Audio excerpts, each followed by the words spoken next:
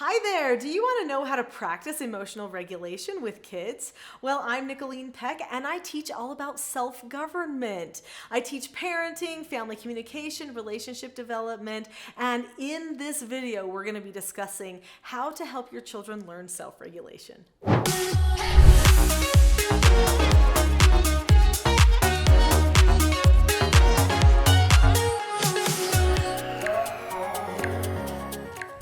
Learning self-regulation is one of those life skills that leads to success.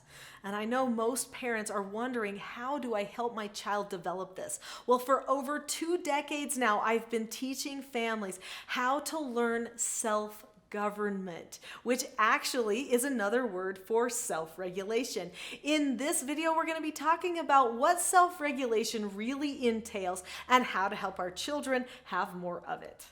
So let's start by talking about self-government. Self-government is actually a principle been around for a long time. Well, forever, right? Principles are pretty much forever and definitely applicable broadly. So self-government is being able to determine the cause and effect of any given situation and possessing a knowledge of your own behaviors so that you can control them. So what that means is that a person understands cause and effect. They understand that if they are grumpy to their child, that their child will suddenly not trust them or not feel safe in their presence. And the child understands, if I don't follow the instructions from my parent, then I probably won't get as much freedom to do some of the other things that I want to, because they won't trust me, because the roles won't be in the right place. So in a self-governed environment, people know who they are, they know who each other is, and they know how to problem solve and communicate together. It's like max unity. In fact, that's the name of my book, Parenting a House United. So how do we help our children develop this type of self-government? It's totally possible. I've been doing it with foster children, my own children, and thousands of homes all over the world have been applying these principles and skills of self-government that we're going to be talking about right now. There are 3 key things that I'd like to discuss today relating to teaching or practicing with children the concepts of self-regulation. First off is skill development. You do need to teach your children ahead of time what is required. So that's called pre-teaching.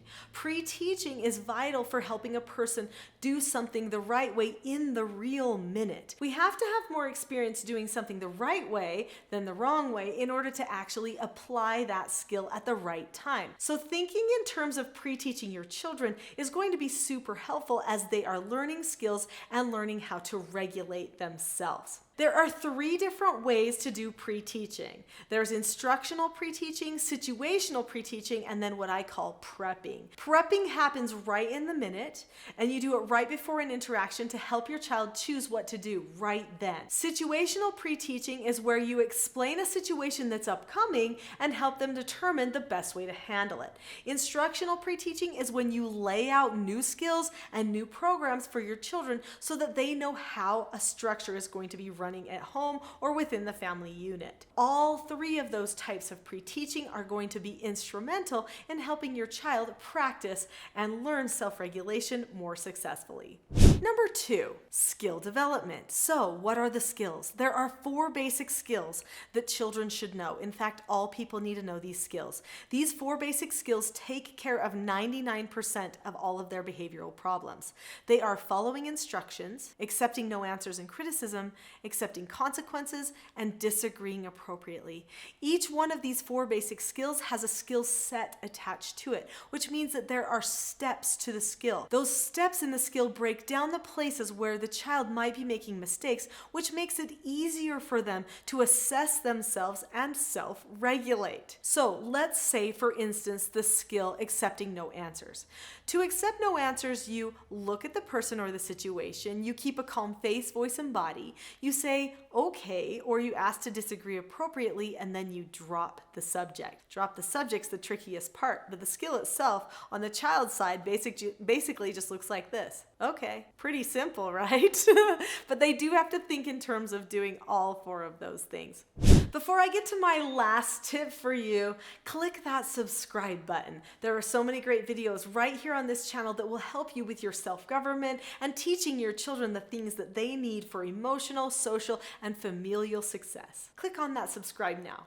Number 3 is role play practice. If you want your child to get really good at self-regulation, teach them the skills they need and then role play practice exactly what it's going to be like in the moment.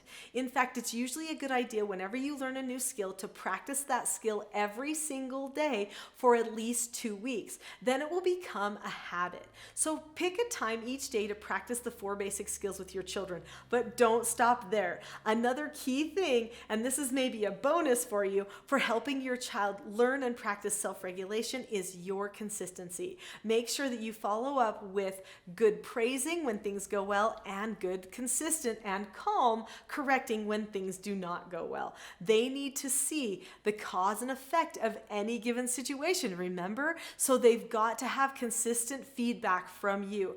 This will help them succeed more as they go along their self-regulation path.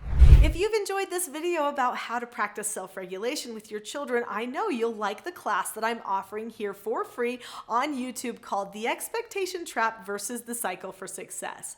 Click on the link to that class now. I'll see you there.